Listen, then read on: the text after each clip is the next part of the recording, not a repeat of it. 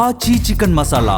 దేశ రాజధాని ఢిల్లీలో నేటి నుంచి పార్లమెంట్ వర్షాకాల సమావేశాలు ప్రారంభం కానున్నాయి. అదే సమయంలో cockroach Janata party NEET UG పరీక్షల అక్రమాలకు నిరసనగా ఆందోళనను ఉధృతం చేసింది. కేంద్ర విద్యాశాఖ మంత్రి ధర్మేంద్ర ప్రధాన్ రాజీనామా చేయాలన్న డిమాండ్తో ఈ చెలో సంసద్ నిరసన ప్రదర్శన నేపథ్యంలో ఢిల్లీ పోలీసులు అప్రమత్తమయ్యారు.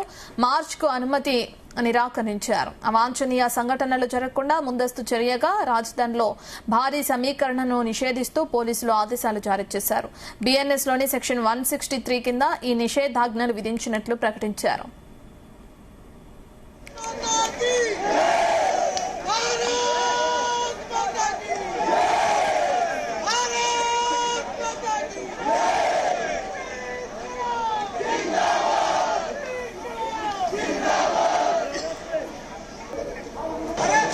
పార్లమెంట్ సమావేశాల సందర్భంగా ఢిల్లీలో బీఎన్ఎస్ సెక్షన్ 163 అమల్లో ఉంది.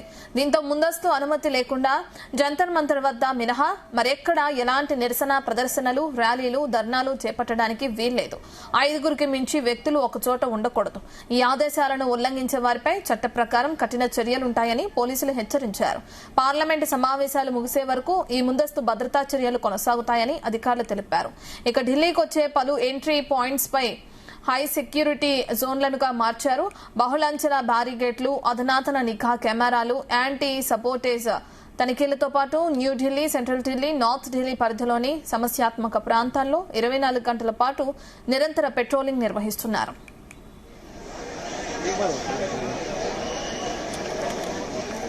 ఇక పార్లమెంటు సమావేశాల సమయంలో శాంతి భద్రతలకు ఎలాంటి విఘాతం కలగకుండా నివారించడానికి అన్ని రకాల ముందస్తు జాగ్రత్తలు తీసుకున్నట్లు సీనియర్ పోలీస్ వర్గాలు తెలిపారు.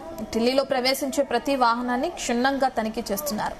కీలకమైన కూడళ్లలో అదనపు పికెట్లను ఏర్పాటు చేయడంతో పాటు రిజర్వ్ పోలీస్ బలగాలను సైతం అప్రమత్తంగా ఉంచారు. సున్నితమైన ప్రాంతాల్లో సీసీటీవీ నిఘాను మరింత ముమ్మరం చేశారు. ముఖ్యంగా Jantar Mantar, Parliament Street, Central Vista, Connaught Place, Shankar Chowk వంటి కీలక ప్రభుత్వ సంస్థలు, ప్రాంతాల చుట్టూ భద్రతను కట్టుదిట్టం చేశారు. ఏ అత్యవసర పరిస్థితినైనా ఎదుర్కొనేందుకు ర్యాపిడ్ రెస్పాన్స్ టీంలను రంగంలోకి దించారు.